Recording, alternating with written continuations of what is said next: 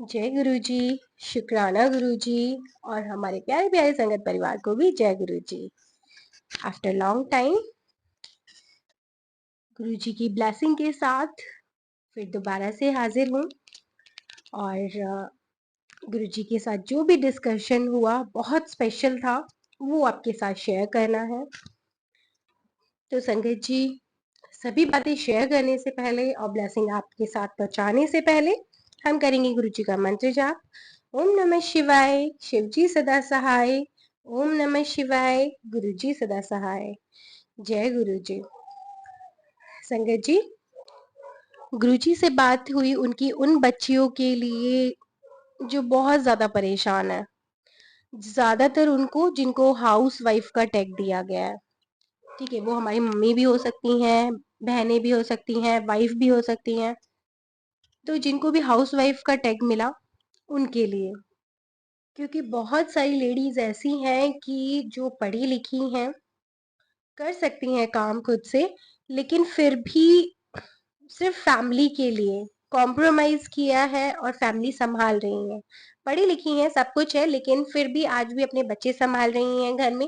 हो सकता है मम्मा बहुत एजिड हो गई है, उनको गवर्नमेंट जॉब थी, बहुत कुछ था, लेकिन सब कुछ कॉम्प्रोमाइज किया उन्होंने अपनी फैमिली और बच्चों के लिए। तो बात कुछ इस तरीके से थी कि शायद पहले भी शेयर किया था, क्योंकि मैं अपने ही एक्सपीरियंस शेयर करूंगी तो शायद आप भी कोरिलेट करेंगे कि बहुत सारे कोर्सेज करने के बाद, पढ़ाई करने के बाद आज शादी को हो गए हैं करीबन 16 साल। और जॉब किया था शादी से पहले, बट उस बीच उसके बाद किसी वजह से कंटिन्यू नहीं कर पाए। और उसके बाद फिर बच्चे हो गए तो उनको संभालना था, अपॉर्चुनिटीज थी भी, मन भी था, सब कुछ था, लेकिन फैमिली के लिए नहीं कर पाए। तो बच्चे बड़े हो जाते हैं या सब कुछ है, तो आज बच्चे जैसे पूछते हैं कि चलिए फॉर्म्स भरिए, क्योंकि लास्ट टाइम ऐसा कुछ हुआ था, क्योंकि वो मेरे माइंड में अभी तक स्टक है वो वाली बात कि बहुत सारे कोर्सेज कर लिए और बार बार शायद फेलियर होने की वजह से काम कुछ किया, बट बहुत सारा होता है कि आप नहीं कर पाते, या आपके लिए वो बना नहीं होता, या लाइफ के एक्सपीरियंसेस है कि आप उसको कंटिन्यू नहीं कर पाते हो। तो बहुत बार मैंने अपने आप को टीचर का भी टैग दिया, क्योंकि वो भी आ गया, और कुक का भी टैग दिया, क्योंकि बहुत सारी चीजें इस दौरान ऐसे कोर्सेज चले थे कि भाई किए थे। तो उस बीच टैग हुआ, बट वो टैग जो था वो कंटिन्यू नहीं हो पाया। ठीक है, वो ब्रेक हो गया बीच में और कुछ नया लाइफ में जैसे एंटर होता चला गया। तो बट जो मेन टैग था वो मैं कभी लिख ही नहीं पाई कि मैं ये हूँ, वो हाउस वाइफ का ही कंटिन्यू रहा। तो कभी फॉर्म भरना पड़ा तो बच्चा, मैं जब लिखने लगी कि तो भाई बेटा कहता है लिखो क्या लिखना है, तो जैसे प्रोफेशनल डेजिग्नेशन लिखना होता है, तो क्या लिखूं, क्योंकि एट प्रेजेंट मैं कहीं ऑफिस में काम नहीं कर रही हूँ। मैं एट प्रेजेंट कहीं कुछ घर पे ऐसे मैंने नहीं खोला है, ठीक है, काम नहीं करा है। तो मेरे पास कोई टैग है ही नहीं हाउस वाइफ लिखने के अलावा। और जब बच्चा कहता है लिखो लिखो लिखो, हाउस वाइफ ही लिखोगी लिखो, तो वो एक तरह से थप्पड़ ही था मुंह पे। और उसके बाद फिर कहता है सैलरी लिखो अब आगे, हाउस वाइफ है ना, सैलरी लिखो आगे, लिखो लिखो सैलरी क्या है तुम्हारी। तो वो वो एक ऐसा लगा कि जैसे बहुत सारा कॉम्प्रोमाइज किया, या सच में बहुत बहुत बहुत मेहनत किया, और उसके बाद मुझे एक पर्टिकुलर टैग नहीं मिला कि मेरी जो डेजिग्नेशन है वो ये है। तो मेनली एक हाउस वाइफ ही रहा। क्यों हुआ, कैसे हुआ, वो मैं अभी भी नहीं जानती हूँ। गुरु जी से बहुत मैं बातें करती हूँ कि इस बारे में, बट गुरु जी कहते हैं कुछ बेहतर है। बट हाउस वाइफ का टैग जो था वो सर पे से नहीं हटा। हाँ, बहुत कुछ कर सकती हूँ, ठीक है, मार्केट भी संभाल सकती हूँ, घर भी कर सकती हूँ, और बहुत सारी चीजें भी आती हैं, सब कुछ करना आता ऑलमोस्ट, लेकिन फिर भी सर पर से जो हाउस वाइफ का टैग है वो हट ही नहीं रहा है, जैसे कि, और शायद मैं उससे बहुत ज्यादा फेडअप हो गई हूँ या चिड़सी भी गई हूँ। लेकिन फिर एक चीज आई जब गुरुजी से जुड़ी, और बहुत ज्यादा, भाई इसमें आगे जब आप अध्यात्म यात्रा में चले जाते हैं, अपने गुरुजी ले जाते हैं सबको, तो गुरुजी का आने का मतलब ही होता है कि आपकी जो अवेकनिंग है वो होने वाली है। ठीक है, आप खुद को जानेंगे कि आप है कौन। तो बहुत बाद में आज मॉर्निंग में यही चर्चा चल रही थी, और ऑलमोस्ट कल रात से ही मेरे हस्बैंड से चर्चा चल रही थी कि हाउस वाइफ करते रहते हो, जब अध्यात्म को जाना अच्छे से, कि अपने भीतर जब हम अध्यात्म मेडिटेशन में जाते हैं तो जो मन में शांति होती है, एट लास्ट जो शांति बचती है, जो ब्लैक अंधेरा शांति होती है, वही परमात्मा है, उसके अलावा और कुछ नहीं है। तो जब आप अपने भीतर मन के अंदर मंदिर में उतरते हैं तो उसमें भी शांति ही होती है। उस शांति को पाने के लिए आप मेडिटेशन करते हैं। वो शांति आपको कैसे भी मिल सकती है। सेम इसी तरह से ये घर भी एक मंदिर है, ठीक है, जिसको एक हाउस वाइफ बहुत अच्छे तरीके से साफ सुथरा बिल्कुल सजा सजा कर रखती है। और हर जेंट्स जो मेल हैं, जो शाम को आते हैं अपने ऑफिस से काम करके, वो तभी घर की तरफ लौट सकते हैं जब उन्हें उस घर में शांति मिले। जैसे हम मेडिटेशन करने के बाद अपने मन में उतरते हैं, अटैच होते हैं अपनी आत्मा से, और उन्हें एक शांति महसूस होती है, इसी तरह से हर घर में जब भी कोई बच्चे आते हैं, वापस कॉलेज से आ रहे हैं, स्कूल से आ रहे हैं, अपने कहीं से भी बाहर से आ रहे हैं, और वापस अगर उनका मन है कि मैं घर जा करके शांति से लेटूंगा, बैठूंगा, और उसे उस घर में शांति मिल रही है, तो आप समझिएगा कि वो एक लेडी की वजह, उस हाउस वाइफ की वजह से ही है। क्योंकि अगर वो हाउसवाइफ नहीं है तो वो घर घर है ही नहीं। ये घर एक आपकी आत्मा है, एक सोल है, जिसे वो एकदम नीट एंड क्लीन रखती है। 2 दिन का ऐसे गुरुजी ने डेमो दिया कि अगर कोई भी तेरे पास नहीं होता घर में, तू अकेली होती है। फर्स्ट टाइम ऐसा हुआ 3 दिन के लिए कि मैं अकेली ही थी, कि अब मतलब घर कैसा रहता है, साफ सुथरा रहता है ना, को कि आप खुद से तो गंदा करोगे नहीं, लेडीज कभी नहीं करती खुद से गंदा, साफ सुथरा रहता है। क्योंकि बच्चे आते हैं, बाहर से आते हैं, कहीं कुछ चीजें फेंकी, कहीं कुछ फेंका, या हस्बैंड आए, आपको नेक्स्ट मॉर्निंग फिर वो सजाने में लग जाती है, उसको 3-4 घंटे लगते हैं उस चीज को करने में, अरेंजिंग करने में, और फिर वो शाम को आते हैं, उसको उनको पीस मिलता है। तो क्या ये उसकी मेहनत नहीं है? क्योंकि हर माँ उसके लिए मेहनत करती है, हर बहन मेहनत करती है, हर वाइफ मतलब मेहनत करती है उसके लिए। तो क्या वो आपके इस घर को मन मंदिर उसने नहीं बनाया हुआ जहां पर आपको शांति मिलती है? क्योंकि बहुत से ऐसे लोग भी हैं कि जो शाम को घर आना ही नहीं चाहते हैं वापस, क्योंकि उनको उस घर में शांति नहीं मिलती है। या तो वो ड्रिंक करके आएंगे कि वो जाते ही सो जाए, या फिर वो बहुत ज्यादा लेट आते हैं कि मेरे से कोई क्वेश्चन पूछने वाला ही ना मिले, और मुझे किसी की शक्ल नहीं देखनी है, और मुझे बस जाना है और सो जाना, और सुबह किसी की शक्ल देखने से पहले भाई वापस निकल आना है, इस घर से बाहर निकल आना है, क्योंकि मुझे इस घर में शांति नहीं मिलती है।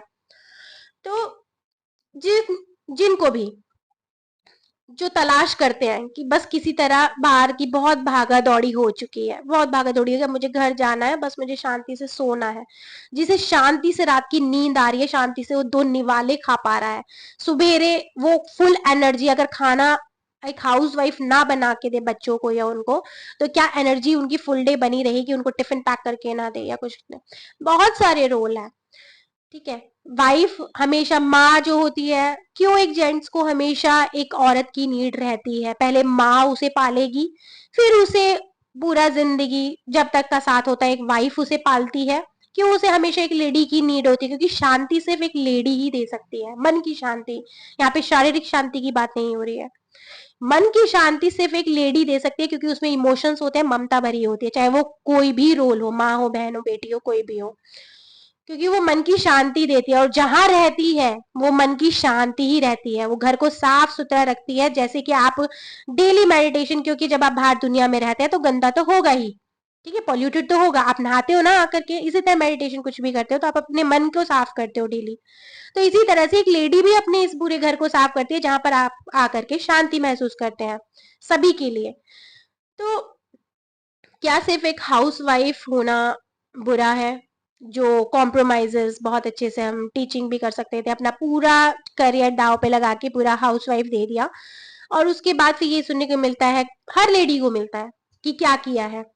सेम ऐसे जेंट्स के लिए भी है कि वो बाहर जाते हैं कमाने के लिए, पूरा अपना दिन पूरा तपस्या करके आते हैं वो पूरी, और फिर शाम को अपने लिए कुछ नहीं रखते हैं, क्योंकि वो पूरा जितना भी कमाते हैं सब उनकी फैमिली के लिए होते हैं, वो सिर्फ वही यूज करते हैं जो अपने ऊपर खर्चा करते हैं। और ये उन सभी जेंट्स के लिए जो अपने सिर्फ छोटा मोटा खर्चा होता होगा उनका, कि साल में 1 बार 2 बार जोड़े बना लिए कपड़ों के, या उनके कुछ खाने पीने का शौक है, कुछ है ही नहीं, पूरा का पूरा जो भी सैलरी पूरा दिन तपस्या करते हैं वो सबको दे देते हैं। तो ये माँ बाप की दोनों की ही तपस्या होती है, पूरी फैमिली के लिए होती है। जो इंसान ने खुद पर खर्च करा वो उसका है, बाकी जो उसने कमाया वो पूरे परिवार का है। तो ऐसे ही हाउस वाइफ भी है, तो ठीक है। और उन लेडीज को सल्यूट है कि जो बाहर जाके कमाती भी हैं और घर पे भी करती है, क्योंकि बहुत सारे जेंट्स ऐसे भी हैं कि जो साथ में जाते हैं कमाने के लिए, लेकिन घर पर आकर लेट जाते हैं कि बस अब हमसे कुछ नहीं होगा। फिर लेडी घर का भी करती है, बाहर भी करके आती है, कमाती भी है और फिर बच्चों को भी देखती है, क्योंकि एक लेडी ही में इतनी सहनशीलता होती है कि जो घर भी संभाल सकती है, बच्चे भी संभाल सकती है और बाहर जाके काम भी कर सकती है। बहुत कम ऐसे जेंट्स होंगे जिसमें फेमिनिन एनर्जी ज्यादा होगी, हार्मोन ज्यादा होंगे कि वो ये काम कर पाए। अदरवाइज जो जेंट्स होते हैं वो थोड़े से भाई मैस्कुलाइन है, मेल ज्यादा रहते हैं, तो वो सिर्फ कमा सकते हैं, वो माँ नहीं बन सकते हैं। क्योंकि 2 दिन आप बच्चों को उनके ऊपर छोड़ दीजिए, या घर गृहस्थी 2 दिन छोड़ दीजिए, तो आप बहुत सारी लेडीज मुझसे एग्री करेंगी कि घर घर नहीं लगता, कुछ और ही लगता है। तो प्लीज रिस्पेक्ट करें कि आप जब घर पर आ रहे हैं और आपको 2 निवाले चैन से मिल रहे हैं और आप लेटे हैं और आपको शांति महसूस हो रही है उस घर में, तो वो उस लेडी की तपस्या है। जिस दिन उसने वो चीज गंदा रखा, घर गंदा रखा, तो आप समझिएगा कि ये मन का जो मंदिर जैसा बाकी यहाँ पर बैठते हैं, शांति पाते हैं, तो ये उसकी मेडिटेशन है कि वो आपके घर को इसको साफ सुथरा रखती है, सारी चीज बच्चों को मैनेज रखती है। जो भी आप आते हैं गंदगी बाहर से ले लेकर के आते हैं और घर पर ऐसे कर देते हैं, फिर उसको वो साफ करती है। जो भी आप गंदगी लेकर आते हैं, नेगेटिव पॉजिटिव जो भी बाहर की चीजें लेकर आती है, वो उसको बहुत अच्छे से संभालती है। पहले माँ बनती है, फिर प्रेमिका भी बनती है, और आपकी वाइफ भी बनती है, फिर बच्चों की माँ बनती है, हर एक रोल प्ले करती है।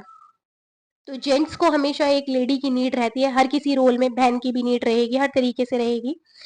सेम ऐसे मैं लेडीज को भी कहूंगी कि उन्हें भी जरूरत होती है पिता के रूप में, बट समर्पण वाला जो रोल आ जाता है कि कल एक सत्संग भी सुन रहे थे कि अगर गलत इंसान को समर्पण कर दिया, क्योंकि जिसको समर्पण करोगे आप उस जैसे ही हो जाओगे, तो ध्यान से आंख खोल करके समर्पण करो कि हम अपनी जिंदगी को, अपने आप को किसको फुल सरेंडर कर रहे हैं, क्योंकि जिसको सरेंडर करोगे आप उस जैसे ही हो जाओगे।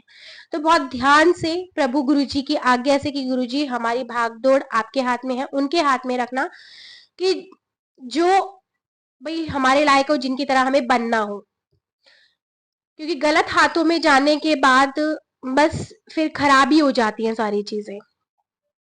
तो प्लीज थोड़ी सी दोनों ही एक दूसरे की रिस्पेक्ट जरूर करें, क्योंकि दोनों रिस्पेक्ट करेंगे हस्बैंड वाइफ एक दूसरे की, तभी बच्चे आपकी रिस्पेक्ट करेंगे, अदरवाइज नहीं करेंगे। आपको पापा का फेवर लेना पड़ेगा कि भाई जो पापा कह रहे हैं बिल्कुल सही है, या जो भाई वाइफ कह रही है, मदर कह रही है बिल्कुल सही है। तो बच्चे आपकी ही परछाई है, आपका ही जस्ट मिरर रिफ्लेक्शन है, जो आप है वही आपके बच्चे हैं। तो बदलना पहले खुद को पड़ेगा, क्योंकि टोंट होते हैं ना, कमेंट्स होते हैं, वो बहुत ज्यादा चुभते हैं कि हाउस वाइफ सुन सुन के मैं भी परेशान हो गई हूँ। क्योंकि बहुत सारी चीजें लर्निंग सीखने के बाद, बहुत एस्ट्रोलॉजी कर लिया भाई, एमबीए कर लिया आपने, कुकिंग कर लिया, हैंड राइटिंग कर लिया, पता नहीं क्या क्या गुरुजी ने इस दौरान, स्टिचिंग, बहुत कुछ कर लिया, बट एक पर्टिकुलर टैग नहीं मिला। टैग मेरे जो सर पे है वो हाउस वाइफ का ही है।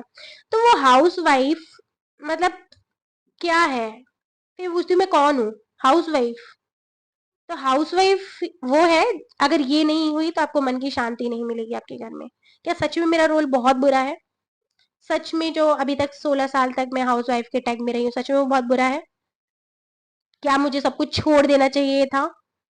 क्या आदमी जो आ रहा है शाम को उसको मन की शांति मिले ना मिले मुझे कोई फर्क नहीं पड़ता, या बच्चे मैनेज हो नहीं हो मुझे कोई फर्क नहीं पड़ता?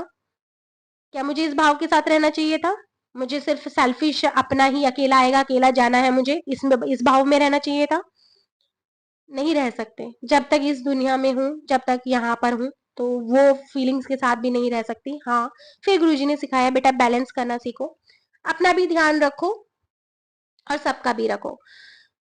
हाउस वाइफ वहां ज्यादा परेशान हो जाती है जो भी बहुत ज्यादा हेल्थ इश्यूज है, कि वो फुल सरेंडर उन लोगों के हाथ में कर देती हैं, बैलेंस नहीं हो पाता है, अपनी देखभाल नहीं कर पाती हैं।